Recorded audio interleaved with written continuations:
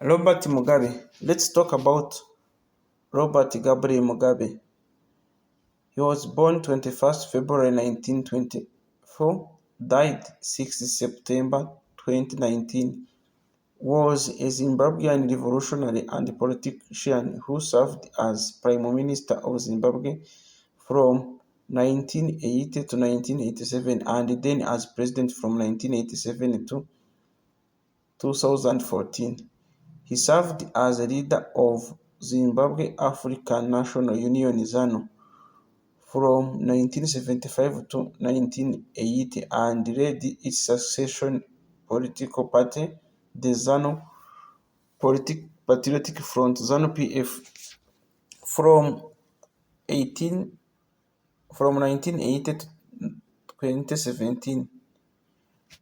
Ideologically an African nationalist during the 1970s and 1980s, he identified as Marxist, Leninist, and as a socialist after the 1990s.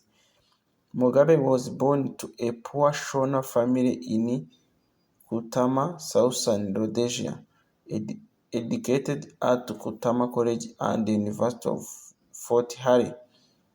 He worked as a schoolteacher in Southern Rhodesia, Northern Rhodesia, and Ghana, angered by white minority rule of his homeland within the British Empire. Mugabe embraced Marxism and joined African nationalists calling for an independent state controlled by the black majority. After making anti-government comments, he was convicted of sedition and imprisoned between 1964 and 1974. On release, he fled to Mozambique, established his leadership of ZANU and oversaw its role in the Rhodesian Bush War, fighting Ian Smith's predominant white government. He reluctantly participated in peace talks in United Kingdom that resulted in the Lancaster House Agreement, putting an end to the war. In the 1980 general election, Mugabe led ZANU-PF to victory, becoming Prime Minister when the country, now renamed Zimbabwe, gained internationally recognized independence later that year. Mugabe's administration extended health care and education, and despite his persistent desire for a socialist society, adhered largely to mainstream economic policies. Mugabe's call for racial reconciliation failed to stem growing white immigration, while relations with Joshua Nkomo's Zimbabwe African People's Union (ZAPU) also deteriorated.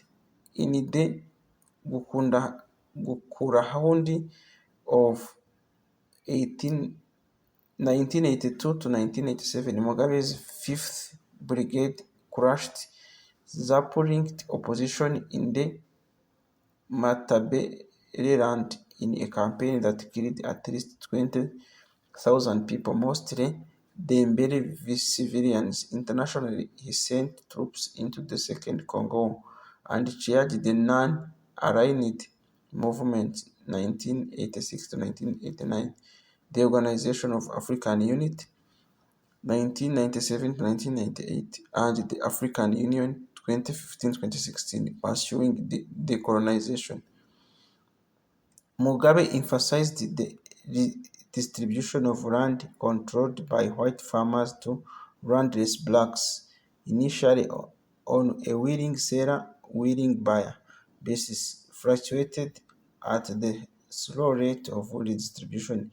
From 2000, he encouraged black Zimbabweans to violently seize the white-owned farms. Food production was severely impacted, leading to famine, economic decline, and foreign sanctions. Opposition to Mugabe grew, but he was re-elected in 2002, 2008, and 2013.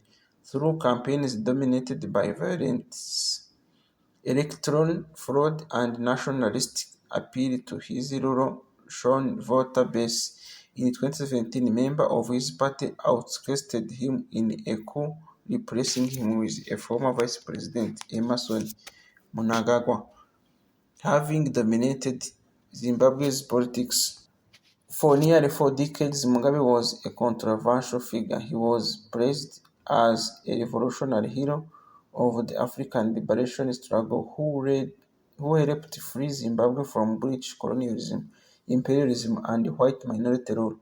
Critics accused Mugabe of being a dictator responsible for economic mismanagement and widespread corruption and human rights abuse, including anti-white racism and crimes against humanity. Early life: Mugabe childhood from 1924 to 1945. Robert Gabriel Mugabe was born on 21st February 1924 at the Kutama Mission village in Southern Rhodesia's Vimba district. His father, Gabriel Matibiri, was a carpenter, with his mother, Bona, was a Christian catechist for the village children. They had been trained in the professions by the Jesuits, the Roman Catholic religion order which had established the mission. Bon and Gabriel had 6 children: Miteri, Michel, Raphael, Robert, Donald, Sabina, and Brigitte. They belonged to the Zulu clan, one of the smallest branches of Shona tribe. Mugabe's paternal grandfather was Chief Constantine Kariga Mombe alias Matabili, a powerful figure who served King Bengula in the 18th century. Through his father, he claimed membership of the chieftains family that has provided the hereditary rulers of Vimba for generations. The Jesuits were strict disciplinarians, and under their influence Mugabe developed an intense self-discipline while also becoming a devoted Catholic. Mugabe excelled at school, where he was a selective and solitary child, preferred to read rather than playing sports or socializing with other children. He was taunted by many of other children who regarded him as a coward and a mother's boy. In about 1930, Gabriel had an argument with one of the Jesuits, and as a result, the Mugabe family was expelled from Mission Village by its French leader, Father Jean-Baptiste Robert. The family settled in a village about 11 kilometers (7 miles) away. The children were permitted to remain at the mission's primary school, living with relatives in Kutama during term time and returning to their parental home on weekends. Around the same time, Robert's elder brother Raphael died, likely of diarrhea. In early 1934, Robert's other elder brother Michael also died after consuming poisoned maize. Later that year, Gabriel left his family in search of employment in Bulawayo. He subsequently abandoned Bona and their 6 children and established a relation with another woman, with whom he have three further offspring. Father Jean-Baptiste Robert died shortly after and was replaced by an Irishman, Father Jerome O'Hare, who welcomed the return of Mugabe family to Kutama. In contrast to the racism, the created Southern Rhodesia society. Under O'Shea's leadership, the Kutama Mission preached an ethos of racial equality. O'Hare nurtured the younger Mugabe shortly before his death in 1970. He described the latter as having an exceptional mind and exceptional heart, as well as helping provide Mugabe with Christian education. O'Hare taught him about the Irish War of the Independence, in which Irish revolutionaries had overthrown the British imperial regime. After completing 6 years of elementary education, in 1941, Mugabe was offered a place on a teacher training course at Kutama College. Mugabe's mother could not offer the tuition fee, which were paid in part by his grandfather and in part of O'Hare. As part of his education, Mugabe began teaching at his old school, earning £2 per month, which he used to support his family. In 1944, Mugabe returned to Kutama with his three new children but died shortly after, leaving Robert to the financial responsibility for both his three siblings and three half siblings. He attained a teaching diploma. Mugabe left Kutama in 1945. Mugabe education and university education and teaching career in 1945 to 1960. During the following years, Mugabe taught at various schools around Southern Rhodesia, among them the Dadaya Mission School in Shaban. There is no evidence that Mugabe was involved in political activities at that time, and he did not participate in any country's 1948 general strike. In 1949, he won a scholarship to study at University of Fort Hare in South Africa's Eastern Cape. There, he joined the African National Congress Youth League (ANC) and attended African nationalist meetings, where he met a number of Jewish Southern African communists who introduced to him Marxist ideas. He later related that this exposure to Marxism, his biggest influence at the time were the actions of Mahatma Gandhi during the Indian independence movement. In 1952, he left the university with a Bachelor of Arts degree in History and English Literature. In later years, he described his time at Fort Hare as the turning point in his life. Mugabe returned to South Rhodesia in 1952, by which time he later related he was completely hostile to the colonialist system. Here, his first job was a teacher at the Difuente Roman Catholic Mission School near Umvuma.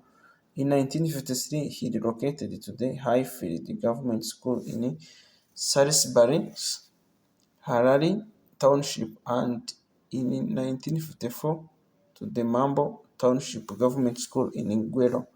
Meanwhile, he gained a Bachelor of Education degree by correspondence from the University of South Africa and authored a number of Marxist tracts, among them Karl Marx's Capital and Friedrich Engels' The Condition of the Working Class in England, from London Mail Order Company. Despite his growing interest in politics, he was not active in any political movement. He joined a number of international groups such as Capricorn African Society, through which he mixed with both black and white Rhodesian. Guy Cotton Block, who knew Mugabe through his group, later noted that he was an extraordinary young man who could a bit of cold fish at times, could talk about Elvis Presley's or bring Cossey as easy as politics. From 1955 to 1958, Mugabe lived in nearby northern Rhodesia, where he worked at Charimbana Teacher Training College in Lusaka. There, he combined his education by working on a second degree by correspondence, this time a Bachelor of Administration from University of London International Programme through distance and learning. In northern Rhodesia, he was taken in for a time by the family of Emerson Mnangagwa, whom Mugabe inspired to join the liberation movement and who would later go to be president of Zimbabwe. In 1958, Mugabe moved to Ghana to work at St. Mary's Teacher Training College in Takoradi. He taught at Apowa Secondary School, also at Kakoradi, after obtaining his local certification at Achimota College, 1958 to 1960, where he met his first wife, Sally Haiforan. According to Mugabe, I went to Ghana as an adventurist. I went to see what I would be like in an independent African state. Ghana had been the first African state to gain independence from European colonial powers and, under the leadership of Kwame Nkrumah, underwent a range of African nationalist reform. Mugabe reveled in this environment. In tandem with his teaching, Mugabe attended the Kwame Nkrumah Ideology Institute in Winneba. Mugabe later claimed that it was in Ghana that he finally embraced Marxism. He also began a relationship there with Haiforan, who worked at the college and shared his political interests. Revolutionary activity. Early political career from 1960 to 1963. While Mugabe was teaching abroad, an anti-colonialist African nationalist movement was established in Southern Rhodesia. It was first led by Joshua Nkomo's Southern Rhodesia African National Congress, founded in September 1957, and then banned by the colonial government in February 1959. SRANC was replaced by more radically oriented National Democratic Party (NDP), founded in January 1960. In May 1960, Mugabe returned to Southern Rhodesia, bringing Haiforan with him. The pair had planned for their visit to be short. However, Mugabe's friend, the African nationalist Leopard Takariwa, urged them to stay. In July 1960, Takawila and two other NDP officials were arrested in protest. Mugabe joined a demonstration of 7,000 people who planned to march from Highfield to the Prime Minister's office in Salisbury. The demonstration was stopped by riot police outside Stoddart Hall in Harare Township. By midday the next day, the crowd had grown to 40,000, and makeshift platform had been erected for speakers. Having become much respected figure through his profession of 3 degrees and his travels abroad, Mugabe was among those invited to speak to the crowd.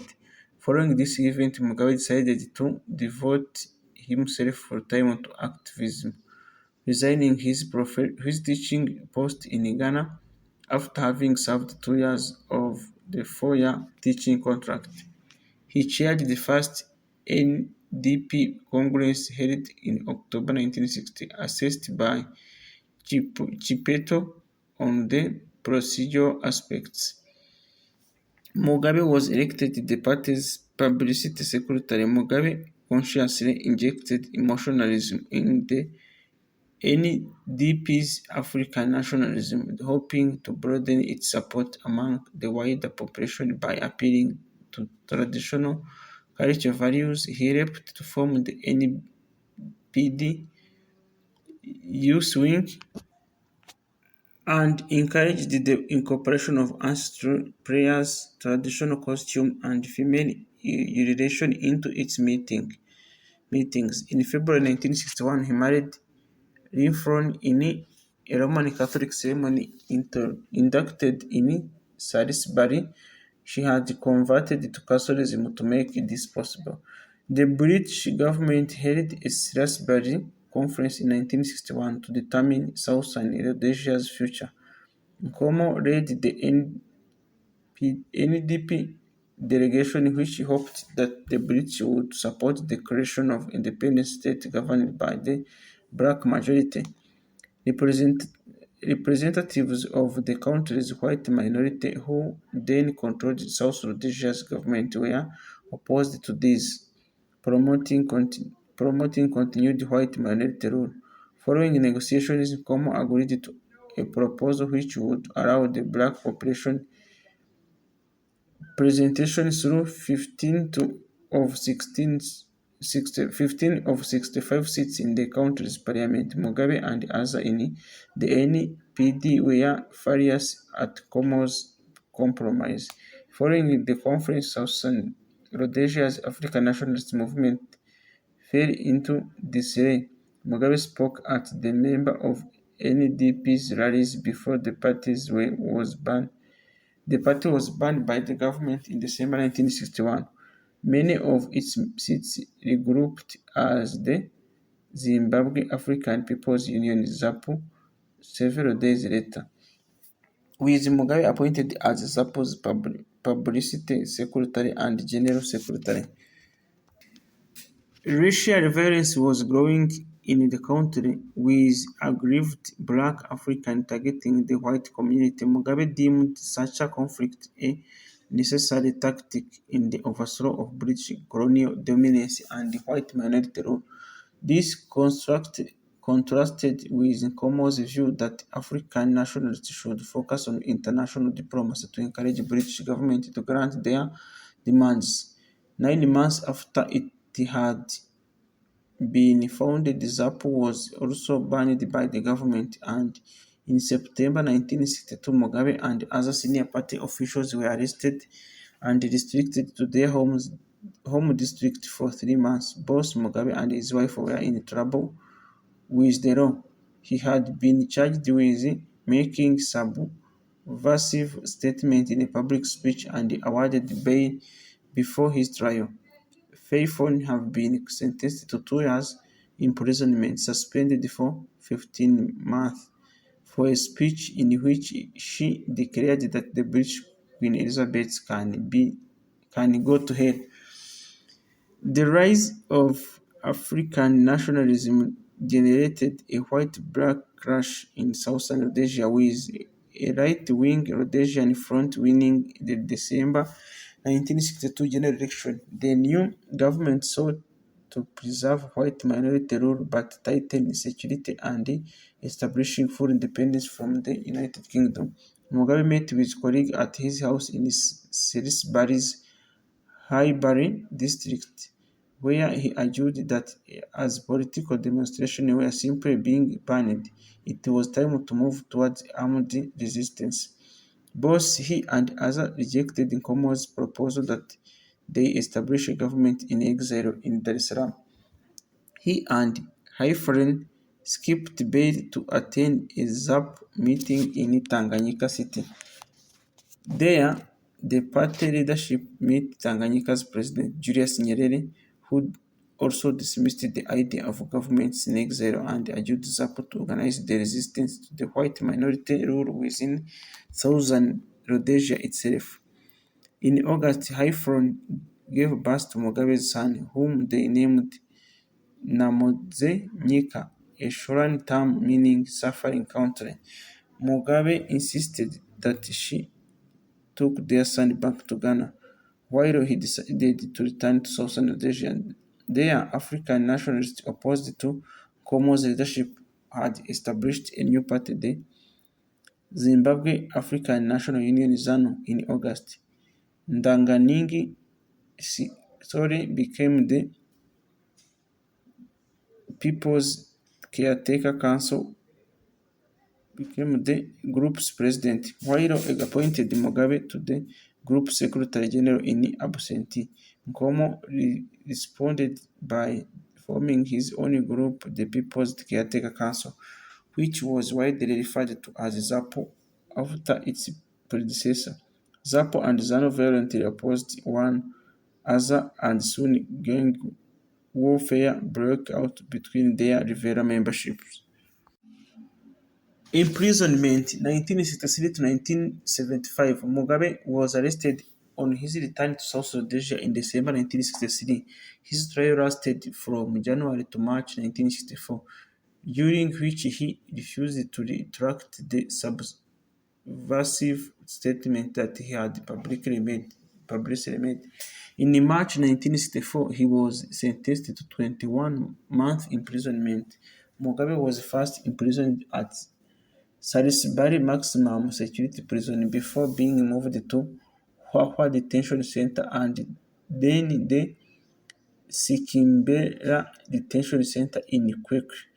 After out the later, he organized study classes for the inmates, teaching them basic literacy, math, and English. Sympathetic black wilders smuggled messages from Mugabe and other members of ZANU executive committee to activists out the prison. At the executive building, ZANU activist Haba Chitepo had organized a small guerrilla force in Lusaka. In April 1966, the group carried out a failed attempt to destroy power pylons at Sinoia and shortly after attacked a white-owned farm near Hatley, killing its inhabitants. The government responded by returning the members of ZANU executive, including Mugabe, to Salisbury prison in 1966. There, 40 prisoners were divided among four communal cells, with many sleeping on the concrete floor due to the overcrowding. Mugabe shared his cell with Sishori, Enos Kara, and Edgar Tekele. He remained there for 8 years, devoting his time to read and studying. During this period, he gained several further degrees from University of London, a master's in economics, bachelor's in administration, and two law degrees. While imprisoned, Mugabe learned that his son has died of encephalitis at the age of 3. Mugabe was grief-stricken and requested a leave of absence to visit his wife in Ghana. He never forgiven the prison authority for refusing his request. Claims that also circulated among those who knew him at the time that Mugabe was subjected to both physical and mental torture during his imprisonment. According to Father Emmanuel Ribeiro, who was Mugabe's priest during his imprisonment, Mugabe got through the experience partially through strengthening of his spirituality, but also because of his real strength was studying and helping others to learn.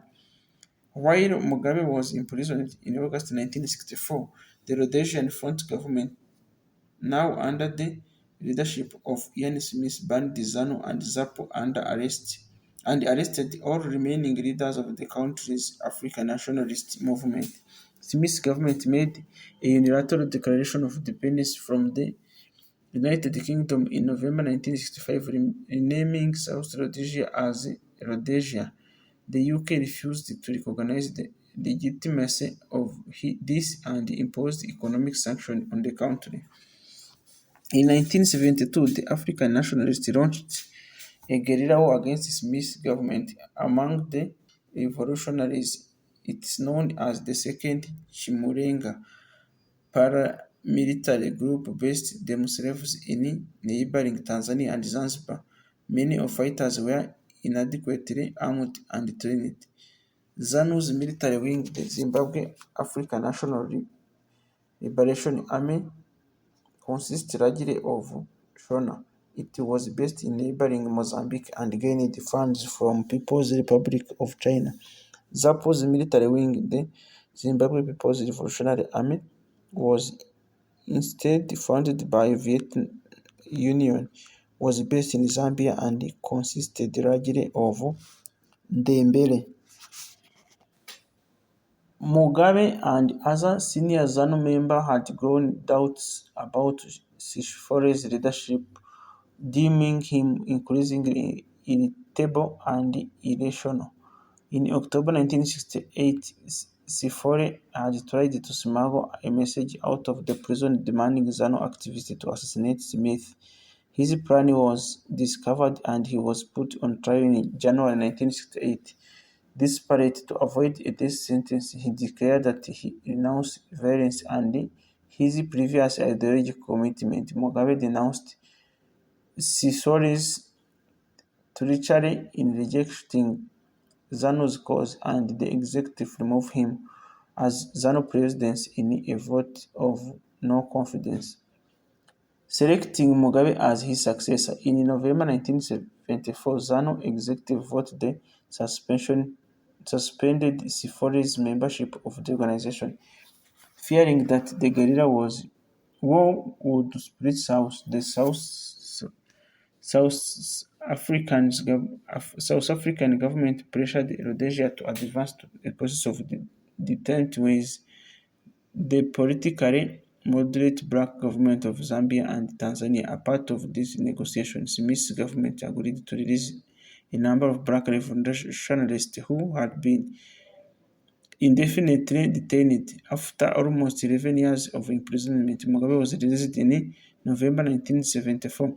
He moved in with his sister Rabina at home in Highfield Township. He was intended on joining ZANU forces and taking part in a guerrilla war, recognizing that to secure dominance of ZANU, he would have to take command of ZANU.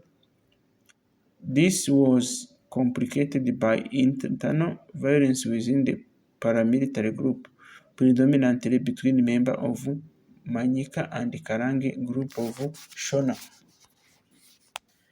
Guerrilla War 1975 to 1979. In March 1975, Mugabe resolved to leave Rhodesia for Mozambique, ambitious to take control of ZANU's guerrilla campaign. After his friend Maurice Nyagumbo was arrested, he feared the same fate but was hidden from the authorities by Ribeiro and a sympathetic non then assisted him and Edgar Tekere in smuggling themselves into Mozambique. Mugabe remained in exile there for 2 years. Mozambique's Marxist president Samara Machel was suspectful of Mugabe's leadership ability and was unsure whether to recognize him as ZANU's legitimate leader. Machel gave him a house in Quelimane and kept him under partial house arrest with Mugabe's requiring permission to travel. It would be almost a year before Machel accepted Mugabe's leadership of ZANU. Mugabe traveled to various ZANILAM camps in Mozambique to build support among its officers. By mid-1976, he had secured the allegiance of ZANU's army commanders and established himself as the most prominent guerrilla leader battling Smith's regime. In August 1977, he was officially declared ZANU president at a meeting of the party's Central Committee held in Chiomeyo. During the war, Mugabe remained suspicious of many of ZANU's commanders and had a number of them imprisoned. In 1977, he imprisoned his former second-in-command, Winfred Mahanda, for suspecting disloyalty. After Josiah Tongogara was killed in a car accident in 1979, there were suggestions made that Mugabe may have had some involvement in it. These rumors were never substantiated. Mugabe remained aloof from the day-to-day military operation of ZANU, which he entrusted to Tongogara. In January 1976, ZANU launched its first major infiltration from Mozambique, with 1,000 guerrillas crossing the border to attack white-owned farms and stores. In response, Smith's government enlisted all men under the age of 35, expanding the Rhodesia's army from 50% by 50%. ZANU's attacking forced a large number of white landowners to abandon their farms. Their new unemployed black workers joined ZANU by the thousands. By 1979, ZANU were in a position to attack a number of Rhodesian cities. Over the course of the war, at least 30,000 people were killed. As a proportion of their wider population, the whites have had higher number of fatalities, and by the late part of the decade, the guerrillas were winning. Mugabe focused on propaganda while making regular speeches and radio broadcasts. In this, he presented himself as Marxist Leninist, speaking warmly of Marxist Leninist revolutionaries like Vladimir Lenin, Joseph Stalin, and Fidel Castro. Despite his Marxist view, Mugabe's meetings with Soviet representatives were unproductive, but they insist on Nkrumah's leadership on revolutionary struggle. His leadership with the People's Republic of China was far warmer, as the Chinese Marxist government supplied Zanara with armaments without any condition.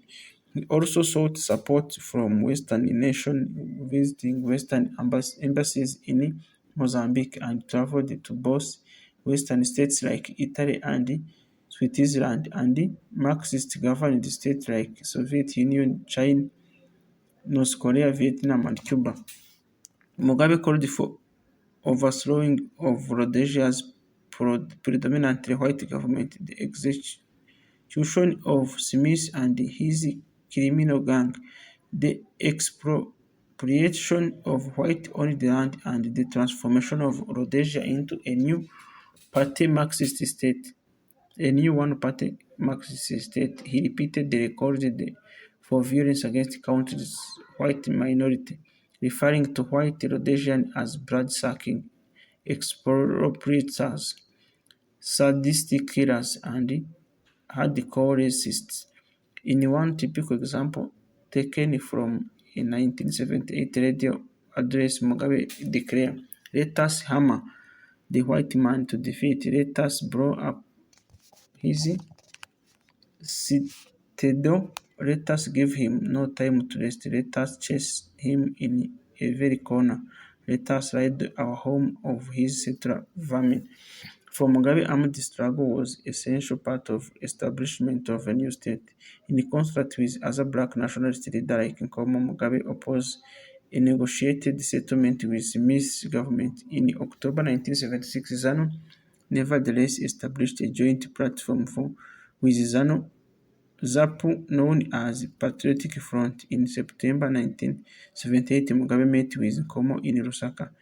He was angry with the latter's secret attempt to negotiate with Smith. Lancaster House Agreement 1979. The beginning of the end of Smith came with South African Prime Minister B.J. Vorster concluded that white minority rule was unsustainable in a country where blacks outnumbered the white 22-to-1 ratio. Under pressure from Vorster, Smith accepted in principle that white minority rule could not be maintained forever. He oversaw the 1979 general election with result in Abe Muzorerwa, a politically moderate black bishop, being elected Prime Minister of reconstructed Zimbabwe Rhodesia. Both ZANU and ZAPU had boycotted the election, which did not receive international recognition. At the Commonwealth Head of State meeting in 1979, held in Lusaka, the British Prime Minister Margaret Thatcher surprised delegates by announcing that the UK would officially recognize the country's independence if it transitioned to the democratic majority rule.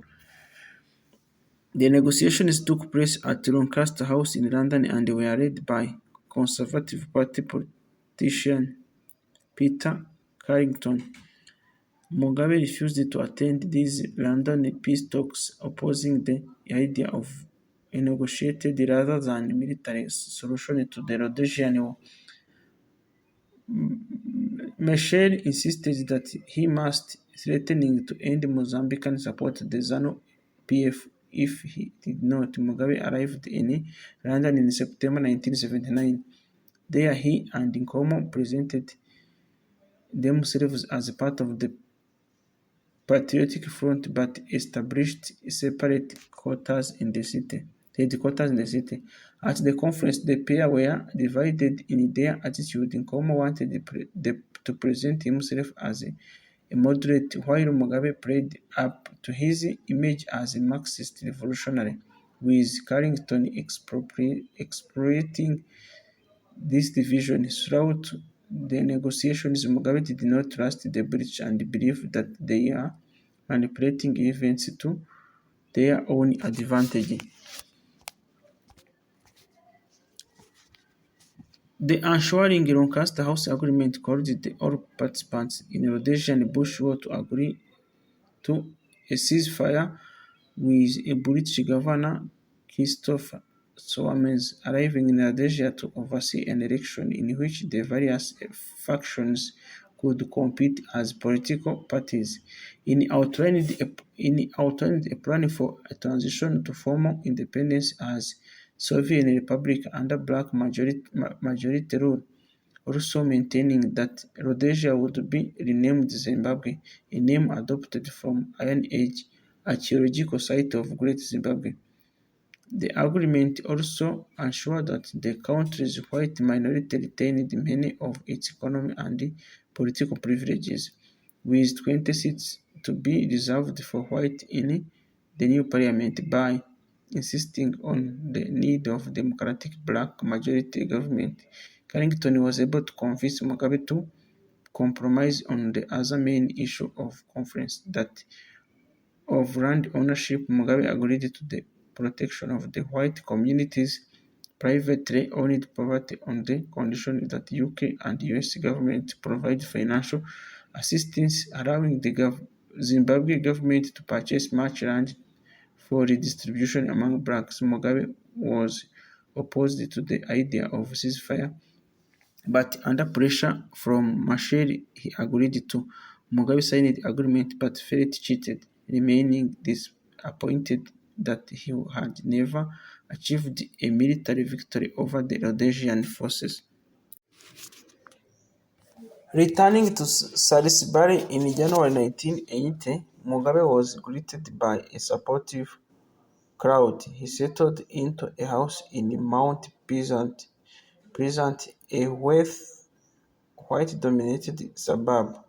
Machel had cautioned Mugabe not to alienate Rhodesia's white minority, warning him that any white flight after the election would cause economic damage as it had in Mozambique. Accordingly, during his electoral campaign, Mugabe avoided the use of Marxist and revolutionary rhetoric. Mugabe insisted that in the election, ZANU would stand as a separate party to ZAPU, and refused Nkomo's request for a meeting. He formed ZANU into a political party known as Zimbabwe African National Union Patriotic Front (ZANU-PF). Predictions were made that ZANU-PF would win the election on the basis of country's ethnic division. Mugabe was Shona, a community that made up around of 70% of the country's population, while Nkomo was the Bere, a tribe group who made up only around 20%. For many in the white community and in British government, this outcome was a terrifying suspect due to the Mugabe's avowed Marxist belief and the inflammatory comments that he had made about white during the guerrilla war. During the campaign, Mugabe survived two assassination attempts. In the first, which took place on 6 February, a grenade was thrown at his Mount Pleasant home, where it exploded against a garden wall. In the second, on 10 February, a roadside bomb exploded near his motorcade as he left a Fort Victoria rally. Mugabe himself was unharmed.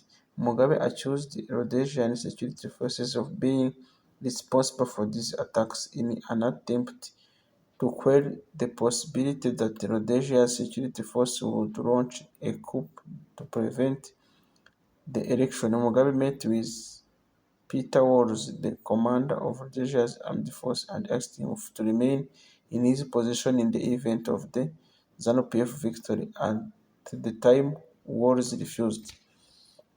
The electoral campaign was marred by widespread voters' intimidation perpetrated by Nkomo's ZAPU, Abel Muzorewa's United African National Congress (UNC), and Mugabe's ZANU-PF. Commenting on ZANU-PF's activities in eastern Rhodesia, Nkomo complained that the word intimidation is married. People are being terrorized. It's a terror. Reacting to ZANU-PF's act on voters' intimidation, Mugabe was called before some Sowames at Government House. Mugabe regarded the meeting as British attempt to thwart his election campaign. Under the term of the negotiation, Samoas had the power to disqualify any political party guilty of voter intimidation. Rhodesia Security Service, Komo Mozorewa, and some of his own advisors all called on Sowames to disqualify ZANU-PF. After deliberation, Samoas believed that ZANU-PF were sure to win the election and that disqualifying them would weaken any chance of any orderly transition of power. In February election, ZANU-PF secured 63% of the national vote, gaining 57 of 80 parliamentary seats allocated by black parties and providing them with absolute majority. ZAPU had gained 20 seats and UACA had 3. Mugabe was elected PM for the Salisbury constituency. MP was elected MP for the Salisbury constituency of Highfield, attempting to claim panic and prevent white flight. Mugabe appeared on television and called for national unity, stability, and law and order, insisting that the pensions of white civil servants would be granted and that private properties would be protected. Prime Minister of Zimbabwe from 1980 to 1987. Southern Rhodesia gained internationally recognized independence on 18 April 1980. Mugabe took the oath of the office as the newly minted country's first Prime Minister shortly after midnight. He gave a speech at Salisbury's Rufaro Stadium announcing that Rhodesia would be renamed Zimbabwe and pledged racial reconciliation. Sowames aided Mugabe in bringing about orderly transmission of power. For this, Mugabe remained grateful, describing Sowames as a good friend. Mugabe unsuccessfully urged Somalia to remain in Zimbabwe for a few more years, and also failed to convince the UK to assure a two-year guiding role for his government because most ZANU-PF members lacked experience in governing. ZANU-PF's absolute parliamentary majority allowed them to rule alone, but Mugabe created a government of national unity by inviting members of the Rebel Party to join his cabinet. Mugabe moved into the premier's residence in Salisbury, which he left furnished in the same style as Smith had left it.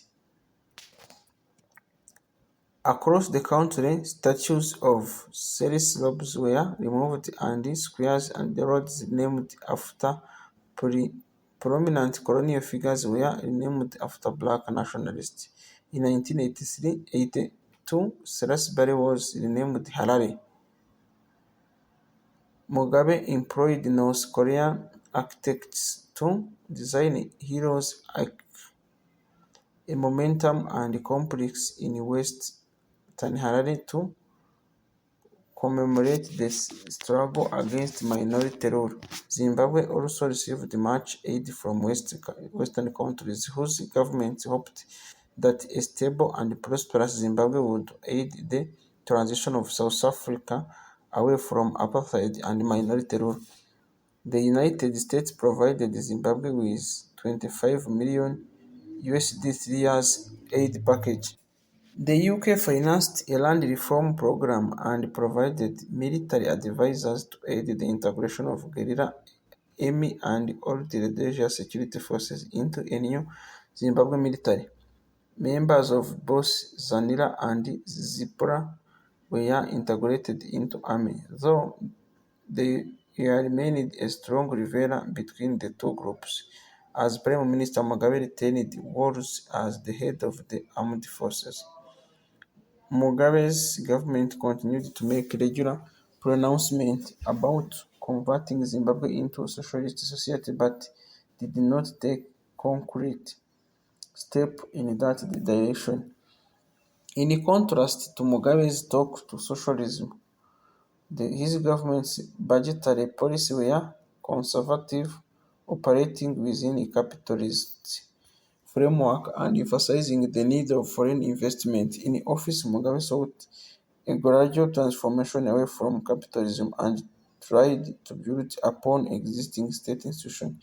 From 1980 to 1990, the country's economy grew by an average of 2.7% a year, but this was outstripped by population growth and real income decline. The unemployment rate rose, reaching 26 in 1990.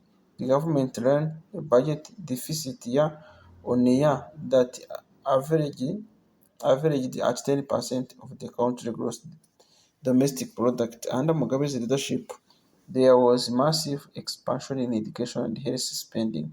In 1980, Zimbabwe had just 177 secondary schools. By 2000, this number has risen to 1,548. During that period, the adult literacy rate rose from 62% to 82%, and one of the highest levels in Africa. Levels of child immunization were raised from 25% of the population to 92%. A new leadership elite were reformed who often expressed their newfound status through purchasing large houses and expensive cars, sending their children to private schools, and obtaining farms and businesses. To contain their excesses, in 1984, Mugabe drew up a leadership code which prohibited any senior figure from obtaining more than one salary or owning over 50 acres of agricultural land. There were exceptions, with Mugabe giving permission to General Solomon Mujuru to expand his business empire, resulting in his becoming one of the Zimbabwe's wealthiest people. Growing corruption among the socio-economic elite generated resettlement along the wider population, much of which was living in poverty. ZANU-PF also began establishing its own business empire, founding the M&S Syndicate in 1980 and Zido Holdings in 1981. By 1992, the party has fixed assets and businesses worth of estimated 5 million USD, around $75 US dollars million. In 1980, ZANU-PF used Nigerian funds to set up the Mass Media Trust, through which they bought out a South African company that owned most of Zimbabwe's newspaper. The white editor of these newspapers were sacked and replaced by government appointees. These media outlets subsequently became a source of party's propaganda. At independence, 39% of Zimbabwe's land was under the ownership of around 6,000 white large-scale commercial farmers, while 4% of was owned by black small-scale commercial farmers, and 41 was communal land where 4 million people lived, often in overcrowded conditions. The Lancaster House Agreement ensured that until 1990, the sale of land could only take place on a will-sell, will-buy basis. The only permitted exception were if the land was underutilized or needed for a public purpose, in which case the government could compulsorily purchase it while fully compensating the owner. This meant that Mugabe government was largely restricted to purchase the land which was of poor quality. Its largest its target was to resettle 18,000 black families on 2.5 million acres of white-owned land over 3 years. This would cost £3 million, half of which was to be provided by UK government as per Lancaster House Agreement. In 1986, Mugabe became chair of non-allied government, a position that he retained until 1989. As the leader of one of the frontline states, the countries bordering apartheid South Africa, he gained credibility within the anti-apartheid movement. Race relations.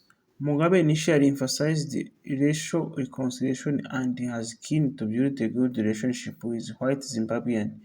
He hoped to avoid a white exodus and tried to allay fears that he would nationalize white-owned property. He appointed two white ministers, David Smith and Dennis Norman, to his government, meet his white leaders in agriculture, industry, mining, and commerce, and impress senior figures in the outgoing administration like Smith and Ken Flower with his apparent sincerity. With the end of the war, petrol ration and economic sanctions, life for white Zimbabwe improved during the years of Mugabe's rule. In the economic boom that followed, the white minority, which controlled considerable property and dominated the commerce industry and banking, were the country's main beneficiaries. Nevertheless, many white Zimbabweans complained that they were victims of racial discrimination. Many white remained uneased about living under governments a black Marxist, and they also feared that their children would be unable to secure jobs. There was a growing exodus to South Africa, and in 1980, 17,000 whites, approximately a tenth of the white Zimbabwean population, immigrated. Mugabe's government had pledged support for the African National Congress and other anti-apartheid forces within South Africa, but did not allow them to use Zimbabwe as a base of their military operations. To protest apartheid and white minority rule in South Africa, Mugabe's government banned Zimbabwe from engaging South African in any sporting competition. In turn, South Africa tried to destabilize Zimbabwe by blocking trade routes into the country and supporting anti-Mugabe militants among the country's white minority. In December 1981, the elderly white MP Wally Statterford was accused of being a South African agent arrested and tortured, generating anger among whites. In July 1982, South African backed white militants destroying 13 aircraft at Sonhill. A number of white military officers were accused of complicity, arrested and tortured. They were put on trial but cleared by judges, after which they were immediately rearrested. Their case generated an international outcry, which Mugabe criticized, stating that the case only gained such attention because of the accused were whites. His defense of torture and contempt for legal procedures damaged his international standing. While fighting continued to grow, and within 3 years of Mugabe's premiership, half of all white Zimbabwe had immigrated. In the 1985 election, Smith's Conservative Alliance of Zimbabwe won 15 of the 20 seats allocated for white Zimbabweans. Mugabe was outraged by this result, lambasting white Zimbabweans for not repenting in any way by continuing to support Smith and other white politicians who had committed horror against the people of Zimbabwe. Relations with ZANU, and the Kutama. Under new constitution, Zimbabwe's presidency was a ceremonial role which with no governmental power. The first president was Shona Banana. Mugabe had previously offered the position to Nkomo, who had turned it down in favor of becoming Minister of Home Affairs. While working together, there remained an aura of resentment and suspicion between Mugabe and Nkomo. Mugabe gave ZANU 4 cabinet seats, but Nkomo demanded more. In contrast, some ZANU-PF figures argued that ZANU should not have any seat in government, suggesting that Zimbabwe be converted into a one-party state. Tekere and Amos Kara were particularly adamant that there should be a crackdown on ZANU. After Kara called the ZANU to be violently crushed during a rally in Ntombane, street clashes between the two parties broke out in the city. In January 1981, Mugabe demoted Nkomo in a cabinet reshuffle. The latter warned that this would anger ZANU supporters. In February, violence between ZANU and ZANU-PF supporters broke out among the battalion stationed at Taba Zinduna, soon spread to other army bases, resulting into 300 deaths. An army crashes featuring landmines and anti-craft missiles were then discovered at Escort Farm, which was part owned by Nkomo. Mugabe cited this as evidence that ZANU were plotting a coup, an allegation that Nkomo denied. Likened Nkomo to a cobra in the house, Mugabe sacked him from the government and ZANU-owned business, farms and properties were seized. Members of the ZANURA and ZIPRA had deserted their positions and engaged in banditry. In the Matabele land, ZIPRA deserted, who came to be known as dissenters, engaged in robbery, holding up buses and attacking farmhouses, creating an environment of growing lawlessness. These dissidents received support from South Africa through its Operation Mute, by which it hoped to further destabilize Zimbabwe. The government often confronted ZIPRA with the dissenters, although Nkomo denounced the dissenters and their South African supporters, Mugabe authorized the police and army to crack down on the Matabeleland dissenters, declaring that state officers would be granted legal immunity for any extra-legal actions they may perform while doing so.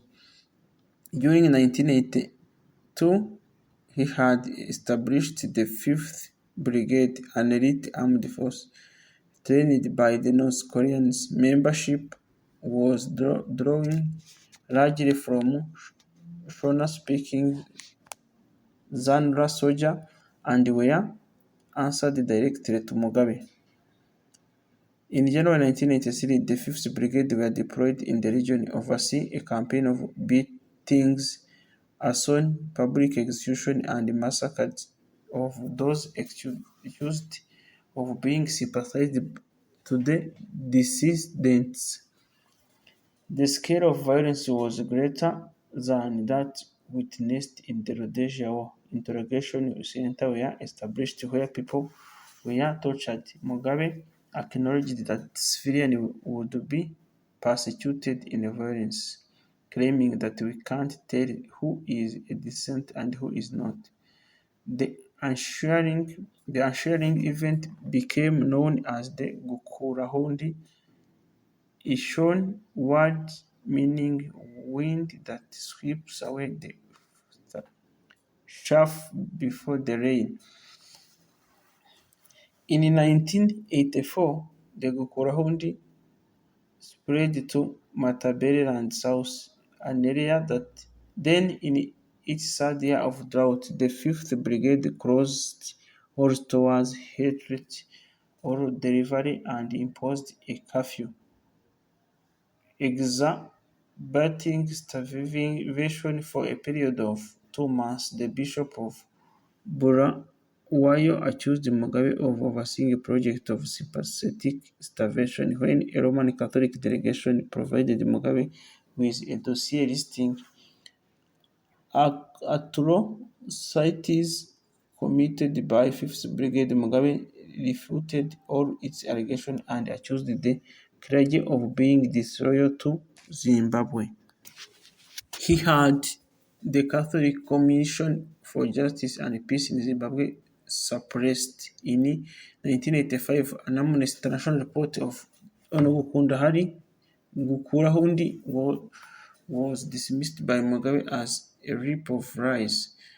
Over the course of 4 years, approximately 10,000 civilians have been killed and many others have been beaten and tortured. The Genocide Watch later estimated that approximately 20,000 have been killed and classified the event as genocide. Margaret Thatcher's UK government was aware of the killing but remained silent on the matter, cautious not to anger Mugabe and threaten the safety of white Zimbabweans. The United States also did not raise strong objections, with President Ronald Reagan welcoming Mugabe to the White House in September 1983. In October 1983, Mugabe attended the Commonwealth Head of States meeting in New Delhi, where no participating states mentioned the Gukurahundi. In 2000, Mugabe acknowledged that the mass killing had happened, stating that it was an act of madness. It was wrong and both sides were to blame. His biographer Martin Meredith argued that Mugabe and his ZANU-PF were solely to blame for the massacres. Various Mugabe biographers had seen the Gukurahundi as a deliberate attempt to eliminate ZAPU and its supporter base to advance his desire for ZANU-PF one-party state. There was further violence in the build-up to the 1985 election, with ZAPU supporters facing harassment from ZANU-PF Youth League brigades. Despite this intimidation, ZAPU won all 15 of parliamentary seats in Matabeleland. Mugabe then appointed Enos Nkara as new police minister. Nkara subsequently detained over 100 ZAPU officials, including 5 of its MPs and the mayor of Bulawayo, banned the party from holding rallies or meetings, closed all of their offices, and disclosing all district council that they controlled. To avoid further violence, in December 1987, Nkomo signed a unity accord in which ZAPU was officially disbanded and its leadership merged into ZANU-PF. The merger between the two parties left ZANU-PF with 99 of 100 seats in parliament and established Zimbabwe as de facto one-party state. President of Zimbabwe, Constitutional and Economic Reform 1987 to 1995. In late 1987, Zimbabwe's parliament amended the constitution. On 30 December, it declared Mugabe to be executive president, a new position that combined the roles of head of state, head of the government, and the commander-in-chief of the armed forces. This position gave him the power to dissolve parliament, declare martial law, and run for an unlimited number of terms. According to the Meredith, Mugabe won. Mugabe now had a virtual stranglehold of government machinery and unlimited opportunities to exercise patronage. The constitutional amendments also abolished the 20 parliament seats reserved for white representatives and left parliament less relevant and independent. In the build-up to the 1990 election, parliamentary reforms increased the number of seats to 120. Of these, 20 were to be appointed by the president and 10 by the Council of Chiefs. This measure made it more difficult for any opposition to Mugabe to gain a parliamentary majority. The main opposition party in that election were the Zimbabwe Unity Movement, launched in April 1989 by Tekele. Although a long-standing friend of Mugabe, Tekele accused him of betraying the revolution and establishing a dictatorship. ZANU-PF propaganda made threats against those considering voting ZUM in election. One television advert featured image of car crash with a statement, "This is one way to die. Another is to vote Zoom. Don't commit suicide. Vote ZANU-PF and leave." In the election, Mugabe was re-elected president with nearly 80% of votes, while ZANU-PF secured 116 of the 119 available parliamentary seats. Mugabe had long hoped to convert Zimbabwe into one-party state, but in 1990 he officially postponed this plan as both Mozambique and many Eastern blocs states transitioned from one-party state to many-party republics.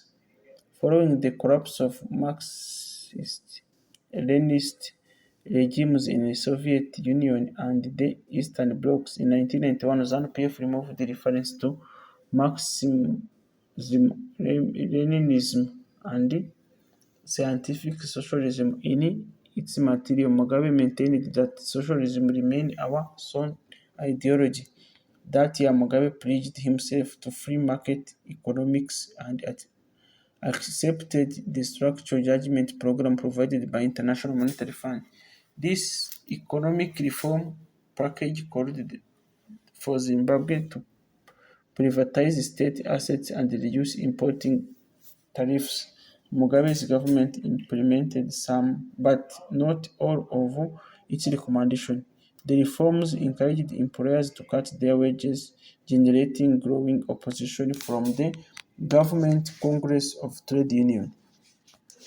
By 1990, 52,000 black families had been settled on 6.5 million acres. This was insufficient to deal with the country's overcrowding problem, which was being exacerbated by the growth in the black population. That year, Zimbabwe's parliament passed amendment allowing the government to expropriate land at a fixed price while denying landowners the right of appeal to the courts. The government hopes that by doing so it could settle 110,000 black families on 13 million acres, which would require the expropriation of approximately half of the white-owned land. Zimbabwe's Commercial Farmers Union argued that the proposed measure would weaken the country's economy, urging the government to instead settle landless black on behalf of a million acre of land that was either unproductive or state-owned. Concerns about proposed measure, particularly its denial of the right to appeal, were voiced by the UK, US, and the Catholic Commission of Justice and Peace. The UK International Monetary Fund and World Bank threatened that if Zimbabwe implemented that law, it would falsify foreign aid package. Responding to the criticism, the government removed the ban on the court appeal from the bill, which was then passed as law. Over the following few years, hundreds of thousands of acres of large white-owned land were expropriated. In April 1994, a newspaper investigation found that not all of these was redistributed to the landless blacks. Much of this expropriated land was being leased to ministers and senior officials such as Witness Magwende, who was leased a 3,000-acre farm in Rhodesia. Responding to this scandal in 1994, the UK government, which had supplied £44 million for land redistribution, hatred its payments. In January 1992, Mugabe's wife died.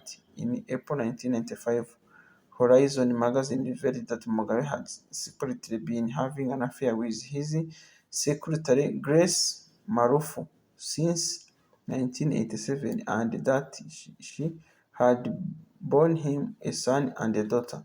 His secret revealed Mugabe decided to hold a much publicized wedding.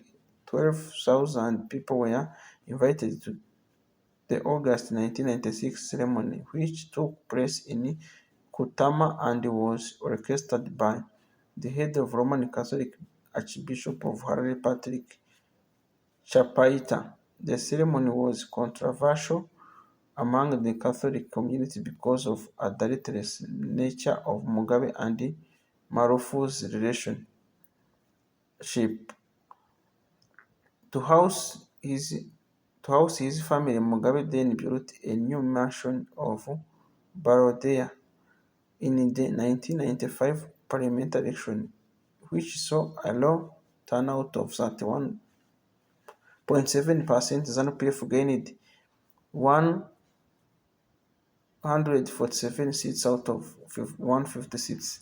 Following the election, Mugabe expanded his cabinet from 29 to 42 ministers, while the government adopted a 133% pay rise for MPs. Economic decline in 1995 to 2000.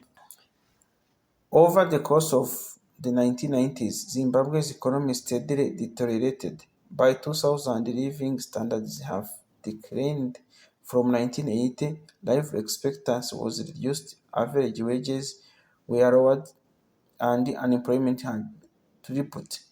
By 1998, unemployment was almost at 50%, and as of 2009, 3 to 4 million Zimbabweans, the greater part of the nation's skilled workforce, has left had left the country. In 1997, there were growing demands for pensions from those who had fought for the guerrillas army in the Revolutionary War, and in August 1997, Mugabe put together a pension package that would cost the country 4.2 Zimbabwe dollars billion. To finance this pension scheme, Mugabe's government proposed a new tax, but the general strike was called in protest in December 1997. Amid protest from ZANU-PF itself, Mugabe's government abandoned the tax. In January 1998, riots about lack of access to food broke out in Harare. The army was deployed to restore order with at least 10 killed and hundreds injured.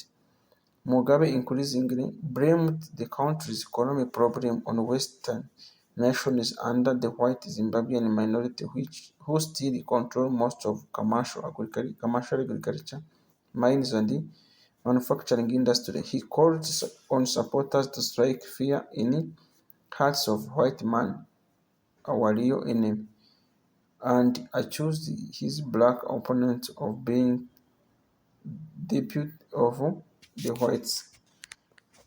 Amid growing internal opposition to his government, he remained determined to stay in power. He revived the regular use of revolutionary rhetoric and sought to reassert his credentials as the important revolutionary leader.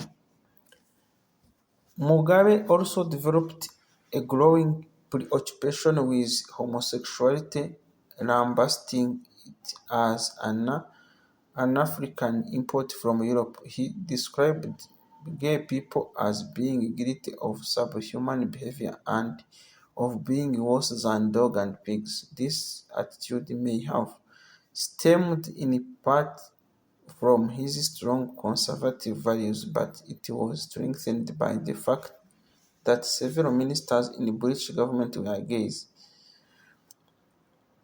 Mugabe began to believe that there was a gay mafia and that all of his critics were homosexuals. Critics also accused Mugabe of using homophobia to distract attention from the country's problem. In August 1995, he was due to open a human rights theme Zimbabwe International Book Fair in Harare, but refused to do so until a stall run by a group, Gays and Lesbians of Zimbabwe, was evicted. In 1996, Mugabe was appointed chair of the defense arm of South American Development Community (SADC) without consulting parliament. In August 1998, he ordered the Zimbabwe troops into Democratic Republic of Congo to side with President Laurent Kabila in Second Congo War.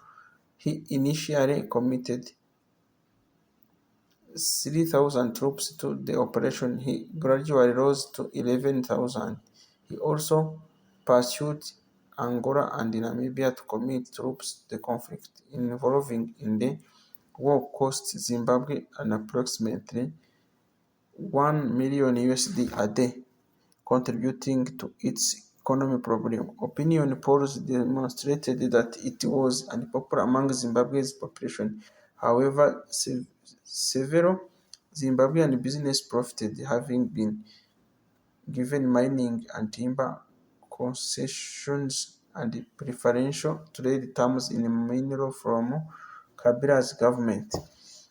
In January 1999, 23 military officers were arrested for plotting a coup against Mugabe. The government sought to hide this, but it was reported by journalists from The Standard.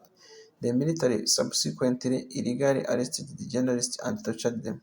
This brought international condemnation, with the EU and 7 donor nations issuing protest notes. Lawyers and human rights activists protested outside parliament until they were disparaged by riot police, and the country's Supreme Court judges issued a letter condemning the military's action.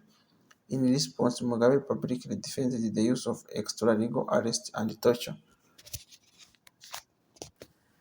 In 1997, Tony Blair was elected Prime Minister of UK after 18 years of Conservative rule. His Labour government expresses reticence towards restarting the land resettlement payment promised by the Lancaster House Agreement, with Minister Clare Short rejecting the idea that the UK had any moral obligation to fund land distribution. This attitude refueled anti-imperialist sentiment across Africa. In October 1999, Mugabe visited Britain, and in London, the human rights activist Peter Tatchell attempted to place him under citizenship arrest. Mugabe believed that the British government had deliberately engineered the incident to embrace him. It further damaged Anglo-Zimbabwe relations, with Mugabe expressing scorn for what they called Blair and company. In May 2000, the UK froze all developmental aid to Zimbabwe. In December 1999, IMF terminated financial support to Zimbabwe, citing economic mismanagement and widespread corruption as impediments to reform. To meet growing demand for constitutional reform, in April 1999, Mugabe's government appointed a 400-member constitutional commission to draft a new constitution which could be put to a referendum. The National Constitutional Assembly, a pro-reform pressure group established in 1997, expressed concern that this commission was not independent of the government, noting that Mugabe had the power to amend or reject the draft. The National Commission Assembly for the draft constitution to be rejected, and in a February 2000 referendum it was, with 53% against 44% in favor. Turnout was under 25%. It was ZANU-PF's first major electoral defeat in 20 years. Mugabe was furious and blamed the white minority for outcasting his defeat, referring to them as enemies of Zimbabwe. Land seizures and growing condemnation 2000-2008. The June 2000 parliamentary elections were Zimbabwe's most important since 1980. 16 parties took part, and the Movement for Democratic Change (MDC), led by trade unionist Morgan Tsvangirai, was particularly successful. During the election campaign, MDC activists were regularly harassed and, in some cases, killed. The Zimbabwe Human Rights Forum documented 27 murders, 27 rapes, 466 assaults, and 617 abductions, with 10,000 people repressed by violence. The majority, but not all, of these actions were carried out by ZANU-PF supporters. Observers from European Union ruled that the election was neither free nor fair. The vote produced 48% and 62 parliamentary seats for ZANU-PF, and 47 and 57 parliamentary seats for MDC. The first time ZANU-PF were denied the two-thirds parliamentary majority required to push through constitutional change. ZANU-PF had relied heavily on their support base in rural Shona-speaking area and retained only one urban constituency. In February 2000, land invasion began as armed gangs attacked and occupied the white-owned farms. The government referred to the attack as war veterans, but the majority were unemployed due to younger to have fought in Rhodesia War. Mugabe claimed that the attack were spontaneous uprising against white land owners, although the government had paid 20 million Zimbabwe dollars to Chingeria Zombies War Veterans Association to lead the land invasion campaign, and ZANU-PF officials, police, and military figures were all involved in facilitating it. Some of Mugabe's colleagues described the invasion as retribution for the white community's alleged involvement in securing the success of no vote in the recent referendum. Mugabe justified the seizure by the fact that this land had been seized by white settlers from the indigenous African population in the 1890s. He portrayed the invasion as a struggle against colonialism and alleged that the UK was trying to overthrow his government. In May 2000, he issued a decree under the Presidential Power Temporary Measures Act, which empowered the government to seize farms without providing compensation, insisting that it was the British government that should make these payments. In March 2000, Zimbabwe's High Court ruled that the land invasion were illegal, nevertheless continued, and Mugabe began verifying Zimbabwe's judiciary. After the Supreme Court also backed this decision, the government called on its judge to resign, successfully pressured the Chief Justice Anthony Gabe to do so. ZANU-PF member Godfrey Chiusiku was appointed to replace him, while the number of Supreme Court judges was expanded from 5 to 8. The 3 additional seats went to pro-Mugabe figures. The first act of the new Supreme Court was to revise the previous declaration that the land seizure were illegal. In November 2001, Mugabe issued a presidential decree permitting the expropriation of virtually all white-owned farms in Zimbabwe without compensation. The farm seizures were often violent. By 2006, a report 60 white farmers have been killed, with many of their employees experiencing intimidation and torture. A large number of seized farms remained empty, while many of those redistributed to black peasants. Farms were unable to engage in production for the market because of their lack of access to fertilizers. The farm invasion severely impacted agricultural development. Zimbabwe had produced over 2 million tons of maize in 2000, but by 2008 this had declined to approximately 450,000. By October 2003, Human Rights Watch reported that half of the country's population were food insecure, lacked enough food to meet basic needs.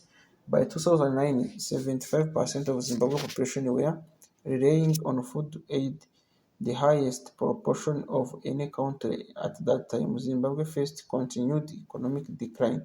In 2000, the country's GDP was 7.4 billion USD. By 2005, this had declined to 3.4 billion USD.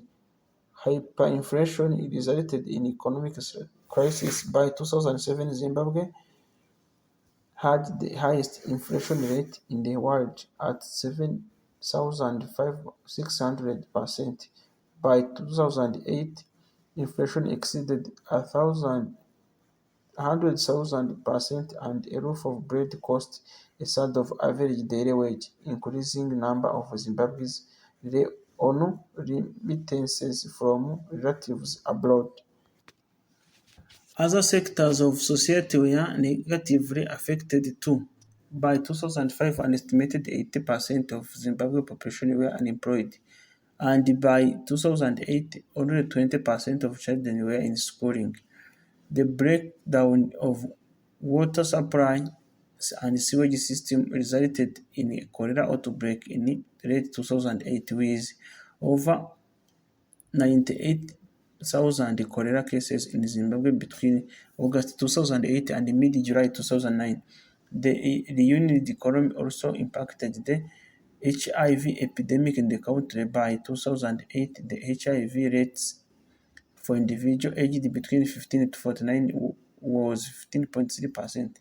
In 2007, the World Health Organization declared the average life expectancy in Zimbabwe to be 35 for women and 34 for women and 36 for men, down from 63 to 55 to 54 respectively in 1997.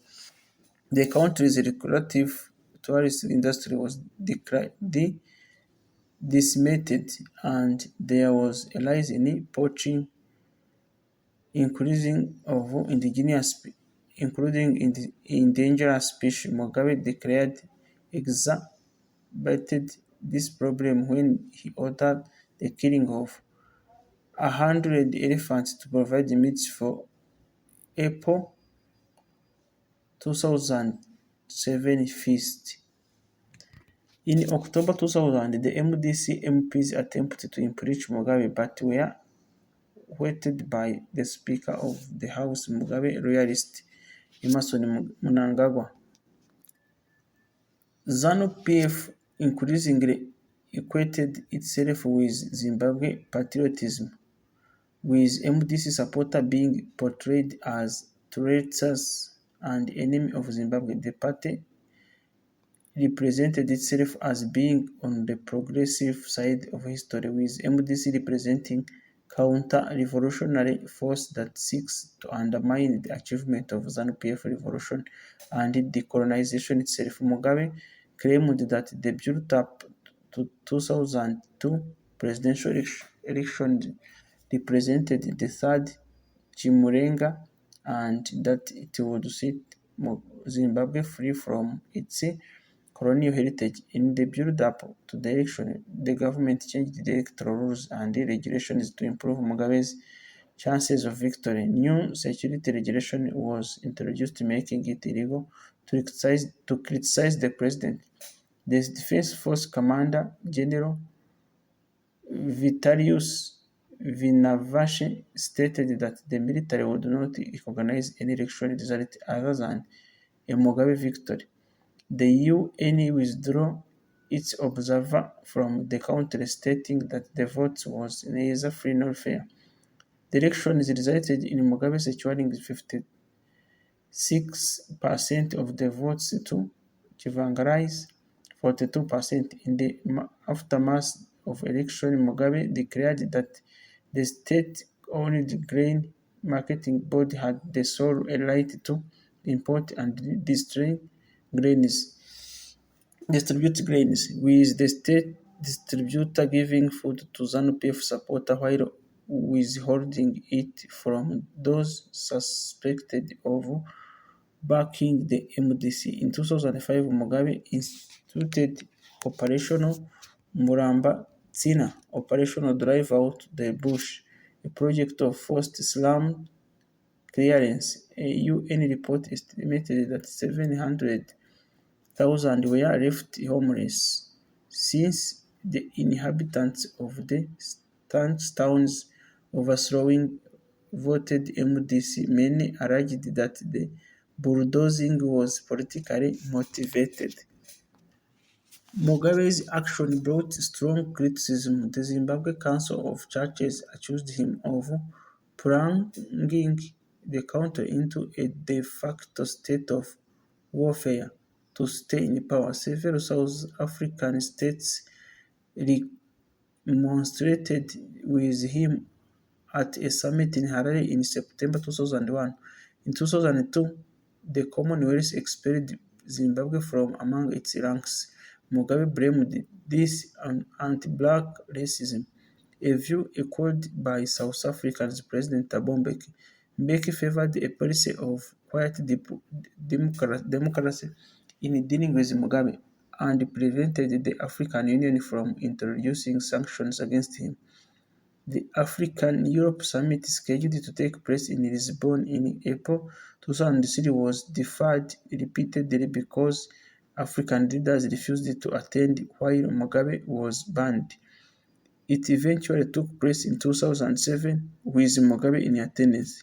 In 2004, the Euro imposed a travel ban and asset freeze on Mugabe. It extended this sanction in 2008 with the US government introduced further sanctions this year. Same year, the US and UK introduced a resolution at the UN Security Council calling for an arms embargo of Zimbabwe alongside an asset freeze and travel ban of Mugabe and other government figures. It was vetoed by Russia and China. In 2009, the SADC demanded the Western states lift their targeted sanctions against Mugabe and his government. ZANU-PF presented the sanction as a form of Western neocolonialism and blamed the West for Zimbabwe's economic problem. According to the current Pindiri of United of Zimbabwe, sanctions did not negatively affect employment and poverty in the country. British Prime Minister Tony Blair urged planned regime change in Zimbabwe in early 2000 as pressure intensified by Mugabe to step down. British General Charles Guterres, the Chief of Defence Staff, revealed in 2007 that he and Blair have discussed the invasion of Thabo Mbeki of Zimbabwe. However, Guterres advised against military action. Hold hard, you will make it worse. In 2013, South African President Thabo Mbeki said that Blair had also pressured South Africa to join in a regime change scheme, even to the point of using military force. In Zimbabwe, Mbeki refused because he felt that Mugabe is a part of the solution to this problem. However, a spokesman for Blair said that he never asked anyone to plan or take in any such a military intervention. Power sharing with the opposition MDC 2008-2013. In March 2008, the parliamentary and presidential elections were held in the former ZANU-PF secured 97 seats to the MDC 99 and the Rivera MDC Chubes 9. In May, the Zimbabwe Electoral Commission announced the presidential votes result, confirming that Tsvangirai secured 47.9% to Mugabe's 43.2%. As neither candidate secured 50%, a runoff vote was scheduled. Mugabe saw his defeat as unacceptable personal humiliation. He deemed it as a victory for his Western and in particular British detractors who he believed were working with Tsvangirai to end his political career. ZANU-PF claimed that the MDC had reached the elections. After the election, Mugabe's government deployed its war veterans in a violent campaign against Tsvangirai's supporters. Between March and June 2008, at least 153 MDC supporters were killed. There were reports of human affiliation with MDC being subjected to gang rape by Mugabe supporters. 10,000s of Zimbabweans were internally displaced by the violence. These actions brought international condemnation of Mugabe's government. UN Secretary General Ban Ki-moon expressed concern about violence, which was also unanimously condemned by the UN Security Council, which declared that a free and fair elections was impossible. 40 senior African leaders, among them Desmond Tutu, Kofi Annan, and Gerald Rawlings, signed an open letter calling for an end of violence. In response to the violence, Tsvangirai pulled out of the runoff. In the second run, Mugabe was pronounced victory with 85.5% of the vote and immediately inaugurated as president. The South African SADC oversaw the establishment of power sharing agreement brokered by Mbeki. It was signed in September 2008. Under the agreement, Mugabe regained president while Tsvangirai became prime minister and MDC Arthur Mutambara became vice Prime Minister. The cabinet was equally divided among MDC and ZANU-PF members. ZANU-PF nevertheless displayed unwilling to share power and were anxious to prevent any sweeping political changes. Under the power-sharing agreement, a number of limited reforms were passed. In early 2009, Mugabe's government declared that to combat rampant inflation, it would recognize US dollars as legal tender and would pay government employees in this currency. This helped to stabilize prices. ZANU-PF blocked many of the proposed reforms and a new constitution was passed in March 2013. Later years, 2013-2017, declaring that he would fight like a wounded animal for a re-election, Mugabe approached the 2013 elections believing that it would be his last. He hoped that a decisive electoral victory would secure his legacy, signal his triumph over his Western critics, and irreparably damage Tsvangirai credibility. The opposition parties believed that this election was their best chance for outstanding Mugabe. They portrayed him as a feeble old man who was being told what to do by the military. At least one academic observer argued that this was untrue. In contrast to 2008, there was no organized dissent against Mugabe within ZANU-PF. The party elite decided to avoid the violence that had marred the 2008 election so as not to undermine its credibility, particularly in the eyes of the SADC, allowing Zimbabwe's government to consolidate its rule without interference. Mugabe called up supporters to avoid violence and attempt far fewer rallies than in the past elections, in part because of his advanced age and in part to ensure that those rallies he did attend were larger. The ZANU-PF offered gifts including foods and clothing to many members of electorate to encourage them to vote for the party. ZANU-PF won a landslide victory with 61% of the presidential votes and over two-thirds of parliamentary seats. The elections were not considered free and fair. 3. They were widespread stories of voting rigging, and many voters might have been fearful of the violence that had surrounded the 2008 victory. During the campaign, many MDC supporters had remained quiet about their view or out of fear of reprisal.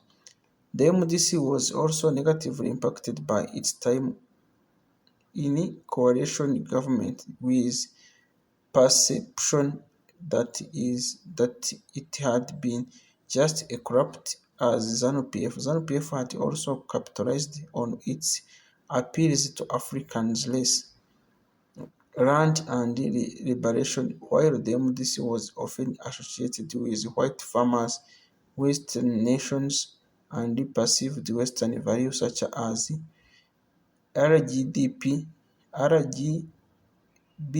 rights. In February 2014, Mugabe underwent a cataract operation in Singapore.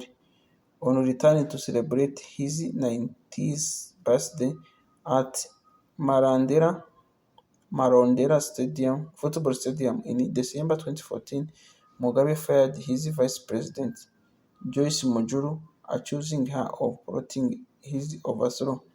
In January 2015, Mugabe was elected as the chairperson of African Union. In November 2015, he announced his intention to run for re-election as Zimbabwe president in 2018 at the age of 94 and was accepted as a ZANU-PF candidate.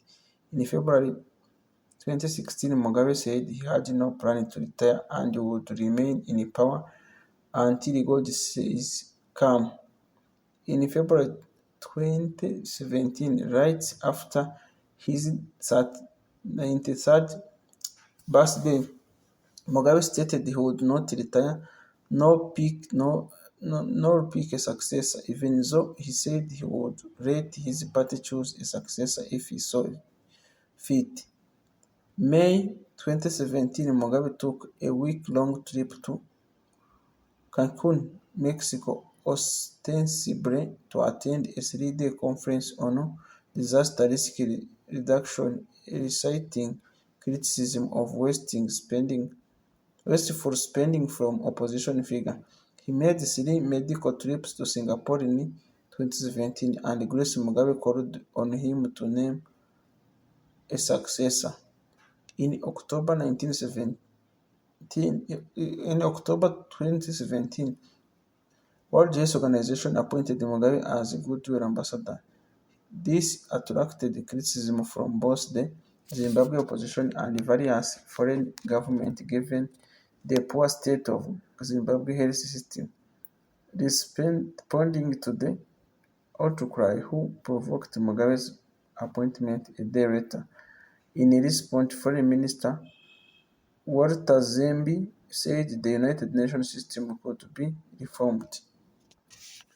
Coup d'etat and resignation in 2017. On 6 November 2017, Mugabe sacked his first vice president Emmerson Mnangagwa. This fueled speculation that he intended to name Grace his successor. Grace was very unpopular with ZANU-PF old guard. On 15 November 2017, the Zimbabwe National Army placed Mugabe under house arrest at his Blue Roof mansion as part of what it described as action against criminals in Mugabe's circle. On 19 November, he was sacked as the leader of ZANU-PF and Mnangagwa was appointed in his place. The party also gave Mugabe an ultimatum: resign by noon the following day, or it would introduce an impeachment resolution against him. In a nationally televised speech that night, Mugabe refused to say that he would resign. In response, ZANU-PF deputies introduced an impeachment resolution on 21 November 2017, which was seconded by MDCT. The constitution stipulated that removing a president from office requires a two-thirds majority of both House of Representatives and Senate in joint sitting. However, with both major parties supporting the motion and controlling of all but 6 seats in both houses between them, all but 4 in lower house and all but 2 in upper house, Mugabe's impeachment and removal appeared all but certain. As per constitution, both chambers met in joint session to debate the resolution. Hours after the debate began, the Speaker of the House of Assembly read a letter from Mugabe announcing that he has resigned effective immediately. Mugabe and his wife had negotiated a deal before his resignation under which he and his kin were exempted from prosecution. His business interests would remain untouched and he would receive a payment of at least $10 million. In July 2018, the Zimbabwe Supreme Court ruled that Mugabe had resigned voluntarily despite some of the ex-president's subsequent comments. Later post-presidency, late in December 2017, according to the government gazette, Mugabe was given full diplomatic status and, out of the public funds, a 5-bedroom house, up to 23 staff members and personal vehicles. He further was permitted to keep the business interests and other wealth which he has amassed while in power, and he received additional payment of about $10 million. On 15 March 2018, in his first interview since removal from the president, Mugabe insisted that he had been ousted in a coup d'etat which must be undone. He stated that he would not work with Mnangagwa and termed Mnangagwa's president illegal and unconstitutional. In a lawsuit brought by two political parties, the Liberal Democrats and the Revolution Freedom Fighters and others, the court found that the resignation letter was illegal and that Mnangagwa, a vice president, took over the presidency. The state media reported that Mugabe had backed the National Political Front, which was formed by Ambrose Mutiniri, a former high-ranked ZANU-PF political who resigned in protest against Mugabe's removal from the government. The NPF posted a picture of Mutiniri posing with Mugabe and issued a press release in which it said that the former president has praised the decision. On the eve of 29th July 2018 general election, the first in 38 years in which he would not be a candidate, Mugabe held a surprise press conference in which he stated that he would not vote for President Mnangagwa and ZANU-PF, the party he founded. Instead, he intended to vote the Nelson Chamisa, the candidate from Long Time Rivera, MDC. Illness, death, and funeral. 2018. Mugabe was unable to walk according to the President Mnangagwa in November 2018 and had been receiving treatment in Singapore for the previous 2 months. He was hospitalized in Singapore in April 2019, making the last of several trips to the country for medical treatments, and he had done late in his presidency and following his resignation. He died at General Hospital in Singapore on 6 September 2019 at about 10:40 a.m., aged 55, Singapore Standard Time. According to the senior Zimbabwean diplomat, although the cause of death was not officially disclosed, his successor Emmerson Mnangagwa told ZANU-PF supporters in New York City that Mugabe had advanced cancer and his chemotherapy treatment had ceased to be effective.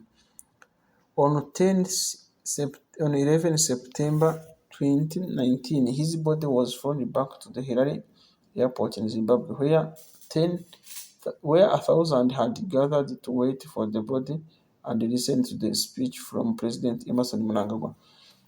Mugabe's body was then driven to the family residence in Borodewa for a private wake attended by his friends and family, but not President Mnangagwa. The Associated Press reported that no supporter had gathered along the procession route, but 500 mourners gathered in his birthplace in Vimba. On 13 September 2019, it was announced that the Mugabe family had accepted Mnangagwa's government request to have Mugabe buried at Heroes Arco Cemetery and to have his burial be delayed for 30 days. Mugabe family had initially rejected the government burial plan and intended for him to be buried in Vimba on their 16th or 17th September, a day later than the government proposal. On 14 September 2019, Mugabe's state funeral, which was also open to public attendance, was held at the National Sports Stadium, with an aerial photo showed to 60,000 capacity stadium to be about a quarter full. The funeral was attended by former leaders of various African countries. Among them were Mnangagwa, Kenneth Kaunda of Zambia, Olusegun Obasanjo of Nigeria, Hifikepunye Pohamba, and Hage Geingob of Namibia, Joseph Kabila of DRC Congo, Uhuru Kenyatta of Kenya, and Cyril Ramaphosa of South Africa. On 26 September 2019, Nick Mangwana stated that Mugabe would be buried in his hometown of Kutama to respect the wishes of families and deceased heroes. The burial took place on 29 September in courtyard of his family home. Marriage and children. According to Holland, Mugabe's first wife, Sally Hifron, was Mugabe's confidant and only real friend. Being one of the few people who could challenge Mugabe's idea without offending him, their only son, Mike Namudezenyi Mugabe, born 27 September 1963, died on 26 December 1966 from cerebral malaria in Ghana, where Sari was working while Mugabe was in prison. Sari Mugabe was a trained teacher who asserted her position as an independent political activist and campaigner. Mugabe called on Zimbabwe's media to refer to his wife as Amai, Mother of the Nation. Although many Zimbabweans resented to the fact that she was a foreigner, she was appointed as head of ZANU-PF's Women League and was involved in a number of charitable operations and was widely regarded as corrupt in these dealings. During Mugabe's premiership, she suffered from renal failure and initially had to travel to Britain for dialysis until Samoa's arranged the dialysis machine to be sent to Zimbabwe. While married to Hifron in 1987, Mugabe began an extramarital affair with his secretary, Grace Maruf. She was 41 years his junior and at the time was married to Stanley Goreraza. In 1988, she bore Mugabe a daughter, Bona, and in 1990 a son, Robert. The relationship was kept secret from the Zimbabwean public. Hifron was aware of it, according to her nephew Patricia Bekele, with whom she was particularly close. Hifron was not happy that Mugabe had an affair with Marufa, but she did what she used to tell me to do. Talk to your pillow if you have problems in your marriage. Never ever humiliate your husband. Her motto was to carry on in gracious style. Hifron died in 1992 from chronic kidney ailment. Following Hifron's death in 1992, Mugabe and Murefu were married in a large Catholic ceremony in August 1996. As First Lady of Zimbabwe, Grace gained reputation for indulging her love of luxury with particular interest in shopping, clothing, and jewelry. These ravishing shopping sprees led to her receiving the nickname Gucci Glass. She too developed reputation for corruption. In 1996, Grace Mugabe gave birth to the couple child Chatunga Bellarmine. Robert Mugabe Jr. and his younger brother Chatunga are known for posting their ravishing lifestyle on social media, which has drawn accusation from opposition political Tendai Biti that they are wasting Zimbabwe taxpayers' money. Thank you very much for being with us today. We have focused about Robert Gabriel Mugabe, former Zimbabwe president and the revolutionary leader of Africa. If you are new here, you can watch other videos so that we can know more about Africa and the history. Thank you very much and God bless everyone.